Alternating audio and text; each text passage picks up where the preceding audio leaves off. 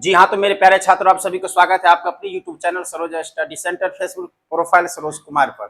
आज हम लोग डिस्कस करने के लिए आए हैं क्लास 7 का मैथ एक्सरसाइज नंबर 2.4। इसमें जितने भी क्वेश्चन होंगे सभी को बेहतरीन तरीकों से व्याख्या करने के लिए हम जा रहे हैं।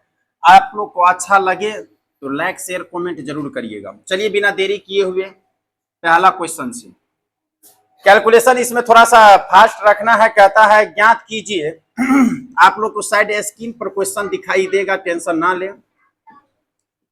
ज्ञात करने के लिए वो कहता है 15 भागा 3/4।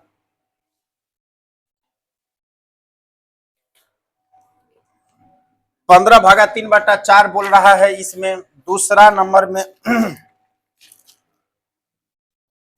दूसरा में 12 भागा 5/6। तीसरा में बोल रहा है 9 भागा 7/3। चौथा में बोल रहा है 8 भागा 8/3। पांचवा में बोल रहा है 3 भागा 2.2/3। छठा नंबर में बोल रहा है 7 भागा 3.2/7। हो गया। 6 ही क्वेश्चन है पहला में और सॉल्व करेंगे। यहाँ क्या है, भागा है। भागा को चिन्ह को क्या करेंगे, हम गुना में बदलेंगे तो ये ऊपर ये नीचा हो जाएगा। 4/3, 3 पंचे 5 चौक 20 आंसर हो गया। इनको भी वही करेंगे। 12 है, भागा है तो गुना, ये ऊपर ये नीचे हो जाएगा तो 6 अभी नहीं कटेगा। 12 छक्के 72/5 आंसर हो गया। कोई दिक्कत? इसको काटूं 9 गुने 3/7 9 27/7 क्या हो जाएगा आंसर। यहाँ चलू, ये हो गया 8 गुने 3/8। इससे ये काट देंगे, कितना हो जाएगा 3। यहाँ चलू 3 भागा 3 दूना 6 आ 2 8/3। एक स्टेप और बढ़ाकर 3 गुने 3/8 3 तिया 9/8। ये होगी इसका आंसर। इसका आंसर यहाँ चलू 7 भागा 7 तिया 21 2 23/7। तो 7 गुने 7/23 कितना हो जाएगा 49/23। आंसर खत्म पहला का। आया समझ में?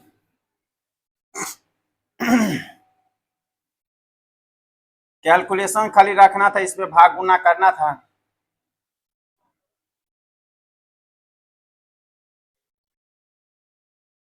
दूसरा नंबर क्वेश्चन क्या था, वो निम्नलिखित भीनों में से प्रत्येक का क्या करना है हमें।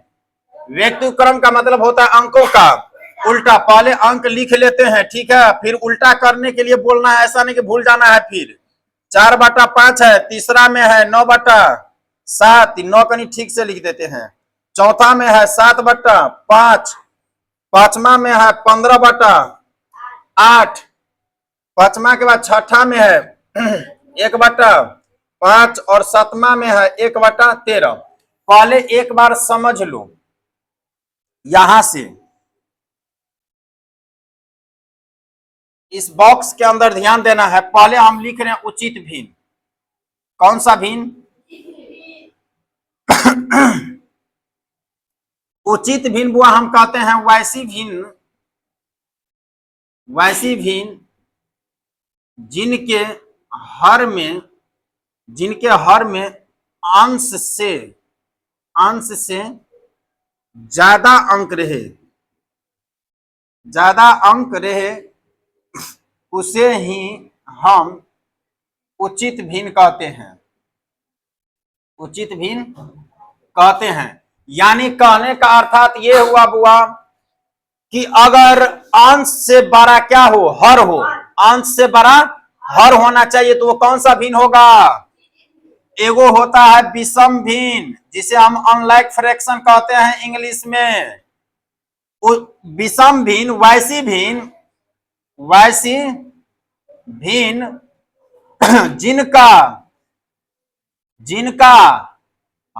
जिनका अंश बड़ा हो। क्या हो? अंश बड़ा हो, उसे हम कौन सा भिन्न?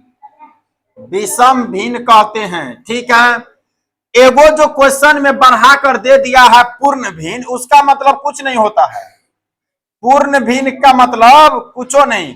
वैसी भिन्न जिसके नीचे ऊपर कोई बड़ा ना हो, सिंगल डिजिट हो, तो हम वैसे अपने भाषा में लिख देते हैं कि वैसी भिन्न जो केवल एक ही हो, जो केवल एक ही हो, उसे ही हम कौन सा भिन्न कहते हैं? पूर्ण भिन्न कहते हैं। कोई दिक्कत? चलो एक बार फिर से समझ लो। उचित भिन्न जिनका हर बड़ा हो, विषम भिन्न जिनका अंश बड़ा हो, आप पूर्ण भिन्न ना तो अंश ना तो हर, कोई नहीं बड़ा, केवल एक वो डिजिट हो। जैसे ये 5 क्या है? बोलो पूर्ण भिन्न है। ये 5 क्या है? पूर्ण भिन्न है। लेकिन 5/9 दे दिए तब कौन सा भिन्न हो गया? उचित भिन्न, क्योंकि हर क्या है? बड़ा है। अगर यहां पर 15 दे दिए तब क्या हो गया? तब विषम भिन्न। यानी उचित भिन्न में नीचे में बड़ा यानी हर में बड़ा, अब विषम भिन्न में अंश में बड़ा, अब पूर्ण भिन्न में कोई नहीं बड़ा। अब समझ में? इसको मिटा दूं। अब चलो यहां से बनाते हैं फटाफट।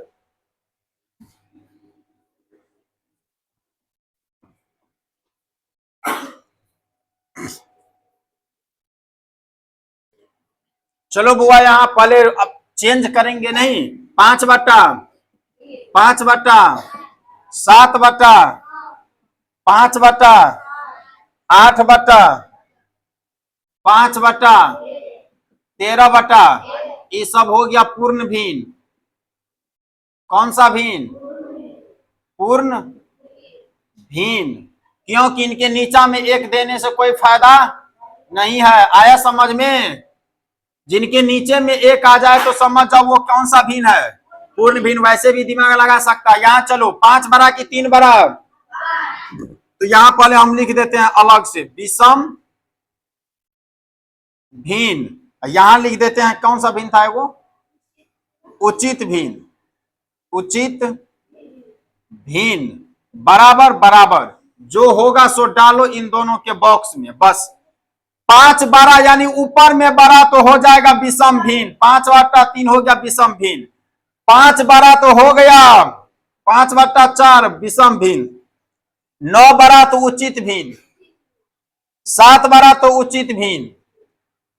15 बड़ा तो उचित भिन्न। और कोई है ही नहीं, बस हो गया आंसर। आए समझ में? पूर्ण भिन्न में ये सब आएगा, उचित में ये आएगा, अनुचित में ये आ जाएगा, यानी विषम में ये और उचित में ये। आया समझ में प्रियंका? अभी ने बोला कि नहीं समझ में आ रहे हैं? चलो मिटा दूं। तीसरा नंबर क्वेश्चन,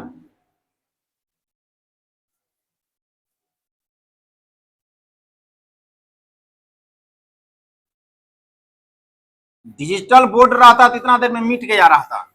नहीं, बस कुछ दिन और इंतजार करना पड़ेगा डिजिटल बोर्ड के लिए। तीसरा नंबर क्वेश्चन कहता है ज्ञात कीजिए। चले बुआ, ज्ञात करना है तो कैलकुलेशन फास्ट रखना है। ज्ञात कीजिए। पहला नंबर क्वेश्चन यहां से लिखते हैं 5/3 भागा 2। पहला नंबर क्वेश्चन को जो है ना यहाँ तीसरा में फिर धकेल दिया है। दूसरा नंबर क्वेश्चन 7/9 भागा 5। तीसरा नंबर क्वेश्चन है 7/13 भागा कितना? 7। चौथा नंबर क्वेश्चन में 2.1/3 भागा कितना? 3। यहां लिख लेते, इतना ही में मचा देंगे धूम। पांचवा नंबर में कहा है 4.1/2 भागा कितना? 4। छठा नंबर कहता 3.3/7 भागा 7। सातवां नंबर में कहता 5.3/4 भागा 7। आठवां नंबर में कहता है 3.2/3 भागा कितना? 11। चलो अब देखते हैं, गर्दा छोड़ाते हैं क्वेश्चनों को। 5/3 गुना 1/2। कोई दिक्कत? इनके नीचा में नहीं कुछ तो अपना मन से एक बैठा दिए हैं।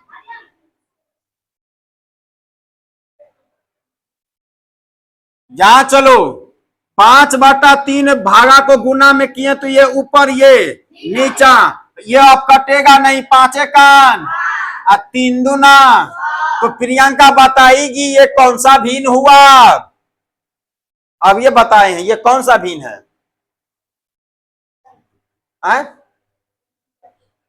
यही समझाए हैं, दिमाग ना खुलता है तुम्हारा। जिनके नीचे में 12 वो उचित भिन्न, जिनके नीचे में 12 वो उचित, जिनके ऊपर में 12 वो विषम, और जिनके नीचा में 1 पूर्ण। चलो चलू अब 7/9 भागा को बदलेंगे, ये वाला ऊपर ये वाला 1/5 7 का 7 9 पंचे 45 आंसर 7/19 7/19 गुना 1/7 से 7 1/19 3 दूना 6 1 7/3 गुना बदलेंगे 1/3 7 का 7 3 तिया 9 आंसर। यहां चलू 4 दूना 8 1 9/2 गुने 1/4 9 8 आंसर 7 तिया 21 और 3 24/7 गुने 1/7 24 7 सत्ते 49 आंसर 5 चौक 20 3 23/4 गुना 1/7 23/28 आंसर 3 तिया 9 2 11/3 गुने 1/11 11 से 11 1/3 आंसर। वो आया समझ में? इसमें केवल गुना करना था। इस सब क्वेश्चन तो पहला दूसरा का बच्चा बनाता है। चौथा नंबर क्वेश्चन होगा, क्या कहता है विवेक? क्वेश्चन अगला ज्ञात कीजिए फिर से। अब ये तो तुरंत ज्ञात कीजिए है बनाए। अच्छा, फिर से ज्ञात करने के लिए दे दिया है, तब तो और मजा है। ज्ञात कीजिए। चलो बुआ, पहला नंबर क्वेश्चन में देखो कहता है क्या, 3/5 भागा 1/2। वहां पहला और तीसरा में क्या कर रहा था, एक एक डिजिट को दे रहा था, यहाँ या तो यहाँ लेकिन दोनों को भिन्न कर दिया गया है, तो और मजा है। 2/7 भागा 7/3, तीसरा में 3/7 6/7, 3/7 भागा 6/7, चौथा में 2.1/3 भागा 2/3, पांचवा में 5.1/2 भागा 11/3। चलो अब इस साइड 5 तक हो गया। 6 में 2/5 भागा 2.1/2, 7 में 2.1/5 भागा 3.2/3, 8 में 3.1/5 भागा 2.1/5। चलो हो गया, बनाओ इनको। यहाँ क्या होगा, 3/5 भाग के पीछे वाले अंक के साथ कोई छेड़खानी नहीं, आगे वाले के साथ छेड़खानी हम तब करते हैं जब इनको गुना में बदल देते हैं, तब ये ऊपर नीचा हो जाता है। 3 दूना 5 कान आंसर 2/7 गुने 7/3, 3 से 3 कट गया 2/3 आंसर 3/7 गुने 7/6, 3 दूना 6 7 कान 7 1/2 आंसर 3 दूना 6 1 7/3 गुने 3/2, इसे काट दिए 7/2 आंसर। यहाँ चलू 5 दूना 10 1 11/2 गुने 3/11, 11 से 11 कट गया 3/2, क्या चीज आंसर आ रहा समझ में? प्रियंका कैसे बना रहे हैं?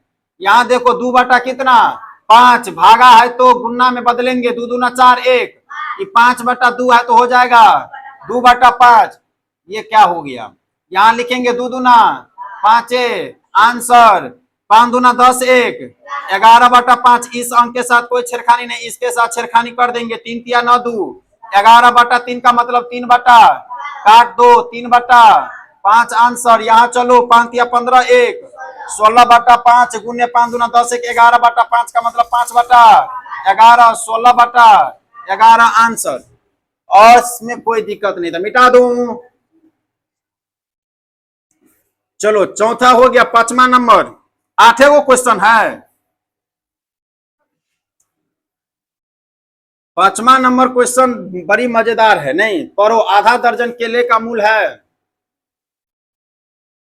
आधा दर्जन केले का मूल का मतलब प्रियंका बता दो कितना केला का दाम बता रहा है।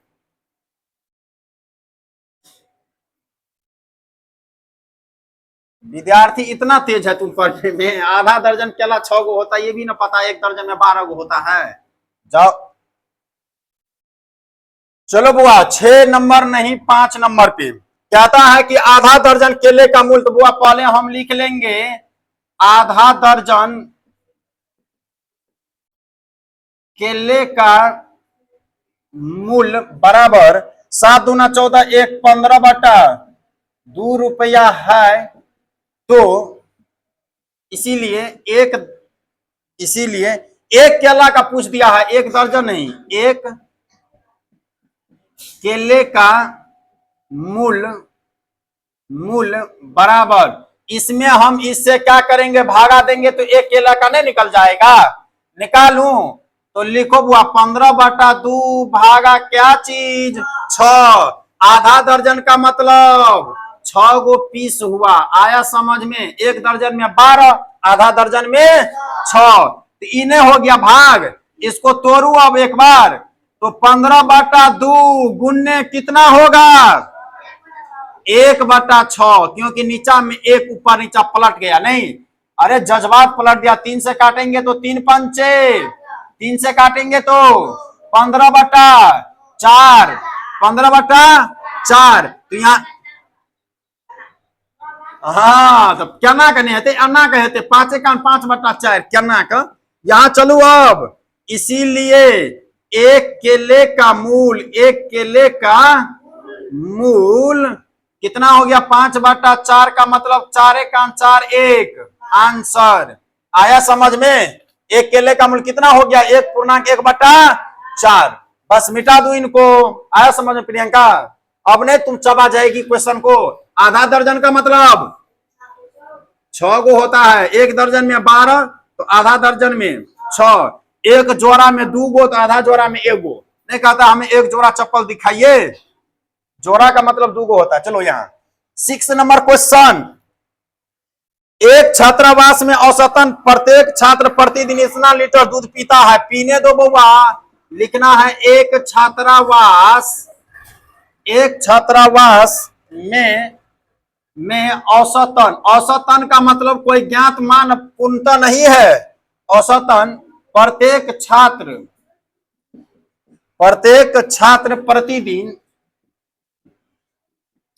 प्रतिदिन कितना लीटर दूध लेता है 6 का 6 5 11 बटा 6 लीटर क्या करता है दूध लेता है। एक छात्रावास में औसतन प्रत्येक छात्र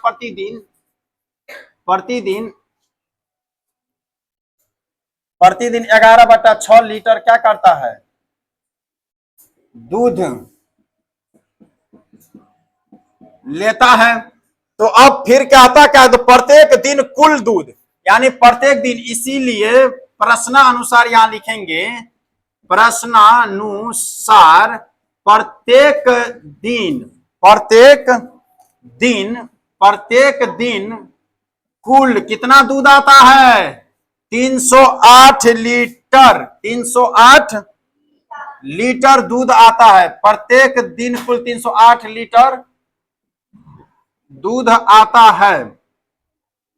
चलो बुआ फिर क्या था छात्रों की संख्या, तो अब हम यहां लिखेंगे समझ लो प्रत्येक छात्र कितना लीटर दूध लेता है 11 बटा 6, लेकिन कुल दूध एक दिन में आता कितना लीटर है 308। तो कहीं ना कहीं छात्रों की जो संख्या होगा वो 308 में 11 बटा 6 से भागा देंगे तो छात्रों की संख्या निकल जाएगा। इसीलिए कुल छात्रों की संख्या बराबर 308 भागा 11 बटा 6। तो छात्रों की संख्या बराबर लिखो 308 गुने कितना 6 बटा, इसको काट दो 28 से कट जाएगा, यहां गुना करो 8 छके 48 हासिल 4 6 दूना 12 4 16 168 को विद्यार्थी रहता होगा किस कहां छात्रावास में। आया समझ में? मिटा दो इनको, फिर से समझो। एक छात्रावास में औसतन प्रत्येक दिन कितना दूध लेता है? प्रत्येक दिन यानी प्रति जितना भी स्टूडेंट बच्चा है, सब बच्चा 11/6 लीटर दूध क्या करता है? लेता है। लेकिन प्रश्न में फिर कहता है कि प्रत्येक दिन कुल कितना लीटर दूध आता है उस छात्रावास में? 308। तो कहता है कुल छात्रों की संख्या इन्हीं में न भाग देंगे तो पता चलेगा। पता कर कर कितना विद्यार्थी रहते होंगे? 168। 6 नंबर क्वेश्चन समाप्त। 7 नंबर पे चलूं।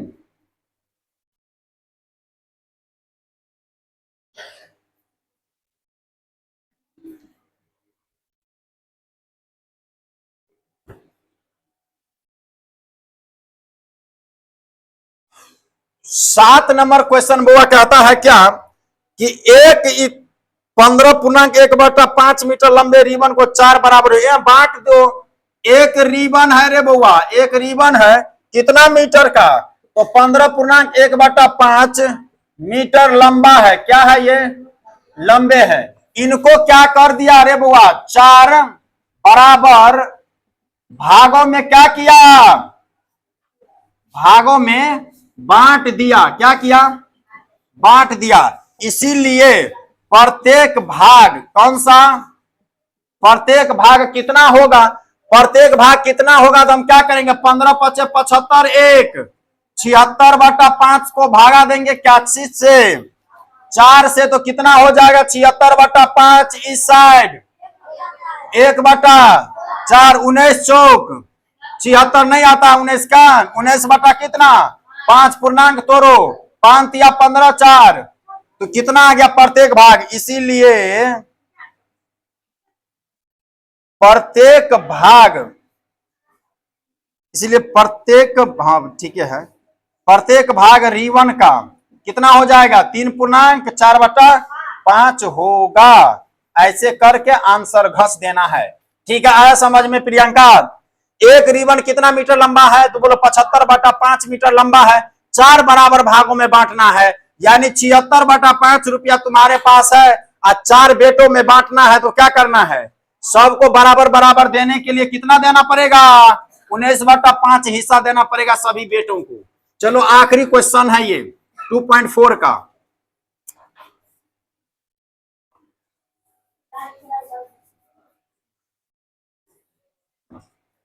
2.4 का आखिरी यानी 8वां नंबर क्वेश्चन।